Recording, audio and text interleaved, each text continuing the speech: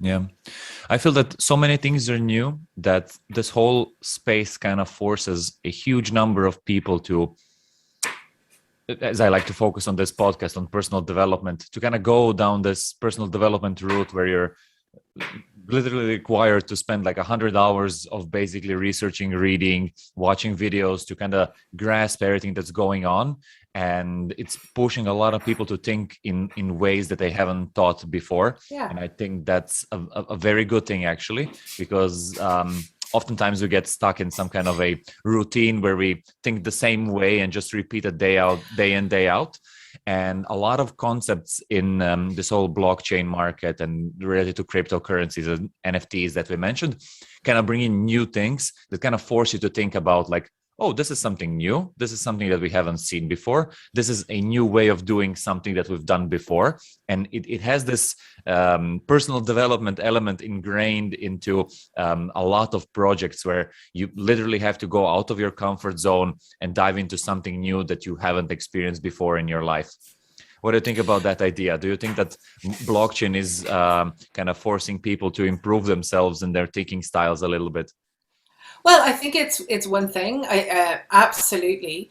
I think it brings everybody closer to software development or to technical stuff because that's what we have to do. Like if you're in internet working, if you're in internet security, if you're in building websites, if you're any of this stuff, you cannot sit still. The world is changing around you all the time. So we're just like, whether it's Twitter or Discord or it's not that I don't read academic papers, but academic papers are like a year too late. Like, we are Yeah.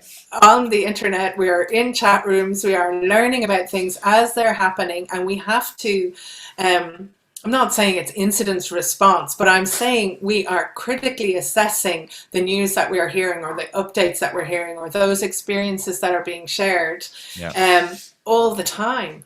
And that is the pace at which um, digital and online business communities form, businesses happen. That is the pace. Mm. And yes, it can be difficult. It can, it feels like the world is shifting all the time, but isn't it? Isn't it anyway? Yeah, it is. I mean, I look, think like, that's normal. Yeah. but look at even the past year, like we see what like Brexit or what's happened, with lockdowns and all that kind of stuff. Yeah. There's so much we can't predict and can't control, and we get on with it anyway. Yeah. Yeah. Everyone, we Yeah. We got kind of on with manage it it. Yeah. anyway. Mm, We have to. We have that's to. true. And so technology is an enabler. It's a complication sometimes. It's an enabler, but we are empowered in that as users. Explore a little bit, pick or choose. Don't blindly trust. It's the same as anything else. Don't Mm, blindly trust the guy who shows up at your front door and says he's going to change the roof. yeah. You Yeah. know, like keep your wits about you. Technology is technology is for us. It's for Mm, humans. We can, it is in what you can decide to use. That is the way it is. mm, And so you use it the way you want. You ask it to do the things that you want, mm. and you can build your business and create your business. There used to be this thing in the 1990s, like, oh, masters of the universe, software developers are, and now that feeling, because you can build anything. It mightn't work very well, but you can build anything, right? Yeah. It's the same in business. You can build your website. If anybody has done any of those like startup accelerator things or whatever, Mm, and you're like the full store website and don't take money off people, but tell them you'll sell them anything and test the market and find if you can, how quickly can you share things. If people are building and trying and testing and finding new ideas, like just get on with it. If you've mm, got a business idea, test it, validate it. Don't ask your mom. mm. She's Yeah. not your market. Yeah. Like, Yeah. Yeah. Yeah. like just get out into the unknown internet and test and surf and Mm. check it out.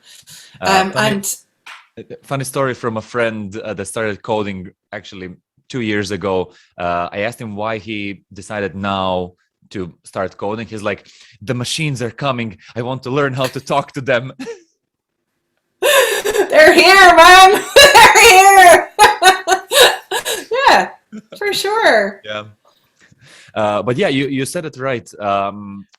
Probably some people won't support your ideas and some people won't agree with everything that you're doing. But I feel that that's kind of ingrained with everything that you do. Most of the time, people don't have the same vision as you do. And then they're like, why are you even doing this? You know, like, why would you even try? But I feel that you get a lot more out of trying. Even if you fail at the end, you get the experience of, oh, I did that. And as you said, I built a blockchain for myself just to try it out. Like, I don't know many people who can say that, you know, and you have that experience and you can always say like, oh, that was a trial and error. I learned something, valuable experience. I improved my coding skills, you know, and you never know what might happen out of it 5 years down the road, 10 years down the road.